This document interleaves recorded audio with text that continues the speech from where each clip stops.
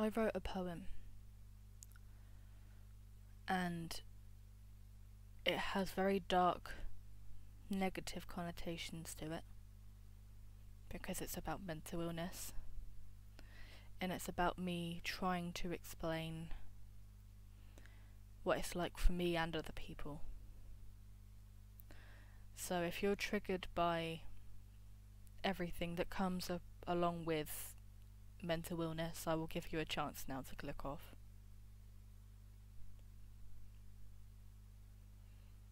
Okay.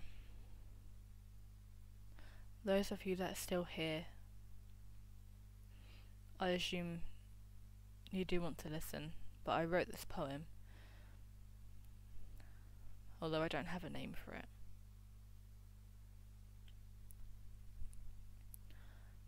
You understand that I'm depressed, but you do not understand depression. You understand that I self-harm, but you do not see that it's not merely something somebody chooses to do.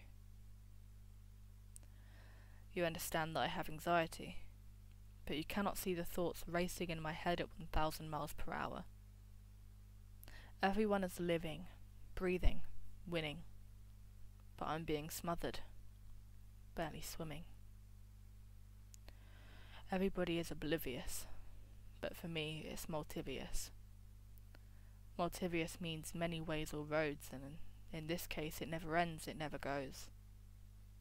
You can't control the thoughts control you. And they have an effect in everything that you do. I wish people could see that, but when you try to tell them, they clap right back. Depression is a thief. The happiness you've lost, that they're trying to regain, some people spend their whole lives trying to find it again. And then one day it hits you. And then you realise that what you've lost isn't just happiness. You've lost yourself. You are a shell, saying farewell to yourself because you fell. You fell into your unconsciousness, feeling like there's no way to come back from this, in the pain, despair, and restlessness. People say, don't give up, you must keep trying. But inside, I've already been dying. I've been crying for so long. Your heart aches 24/7. Your eyes are puffy and red, and your soul is weeping, but you've run out of tears. Meaning your mind must find other ways to interfere. Paranoia and fear. And good old anxiety comes in to say hi. Part of you thinks, do your worst, you can try. But the thing is, anxiety always wins, doesn't it? The panic attacks, the clammy back, the tap tap tap, the continual snack, feeling like you can't come back. It's all one big throwback, and you get dizzy and you can't hear and you can't see. They're all busy, you're frozen in fear, stuck on a standstill. And you can't breathe, and you can't breathe, and you can't breathe. And it's all gone black. All there is fuzz. Some people come rushing up and they say, it's going to be okay, come with us. I'm suffocating and drowning in that moment, and people are saying, just breathe. If only it were that simple. Anxiety is a prison cell without the key. It's an endless tunnel, the end can't be seen. It's the nervousness and the OCD. It's the blaming yourself and the PTSD. It's the never-ending ocean, the waves of the sea. It's the walls closing in, the roof caving in. Imagine a life where that is your every waking moment. Every atom in your body before you go to sleep. Now imagine this, and I mean really imagine. Imagine a life without emotions, except for sadness, but even worse, nothing at all. Now imagine it's a loved one's birthday. Whoever is closest in your heart, imagine them. They're all singing happy birthday. They're singing, they're laughing, and you're just stood there. And you can see your body, but you can't control it. You're merely looking down on it like a bird's eye view. And you may be singing along, but the emotion isn't there. You're merely stuttering meaningless words in tune. People are talking to you. Listen to them. Do you understand what they're saying? No. Of course you don't. It's gone straight through. It's being absorbed like a sponge, but the sponge is full, and it starts to leak its contents onto the floor. Imagine trying to find something that will make you laugh, but it doesn't work, and you know it's funny, but you're not laughing. You freak out and you let out a fake cackle, a nervous cackle, the type that comes out during an uncomfortable social interaction like a job meeting on the graveyard shift. Now imagine that you're so numb you can't feel your limbs. You know you're breathing and your heart is beating, but you don't feel it. A state where I'm tired no longer means I'm feeling sleepy. It's a way of life where you are drained and getting up in the morning seems impossible. Some people wish they could never wake up. I'm one of those people. Because sleep is no longer just a rejuvenating, refreshing experience, it's an escape.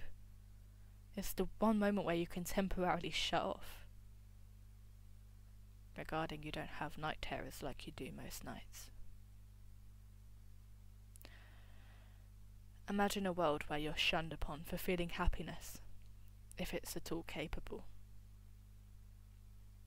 Because all people with depression have their ups and their downs. But what goes up must come down, and when it does, you'll have been on cloud 9 and with the snap of your fingers you've hit rock bottom. You feel guilty for feeling happiness, so even when you're happy you're not. And everybody has their ideologies as to how they could fix it. My room is a mess, no motivation to change it. Would like to meet some nice friends, but you have no way to obtain it. Making promises to people with the instant fear that you might break it. Or it could be an addiction that needs to be fed with no way to feed it. Because there is no energy, there is no motivation. You hit a low, can't always find the causation. And this thing causing the anxiety becomes a fixation. You've lost all sensation, and then all of a sudden the temptation kicks in. And deep down you just want to feel anything. The razor across your arm makes your skin burn and it stings. Some people turn to drugs or drink, among other things. And after the task you turn to is complete, you start to feel better. There is relief. But then it starts to wear off, and once again your mood depletes, and it becomes an endless cycle. Those habits repeat. And if by some miracle you escape from its clutch, recovery is never permanent, and if it becomes too much, there's a potential for relapse, and you crack under pressure trying to stitch up the gaps. But when life takes a crap on you, slap it right back, because perhaps your relapse, your collapse, was designed to make you stronger. Count the days that you're sober, count each day that there are no new scars, and you will see in time you are so strong.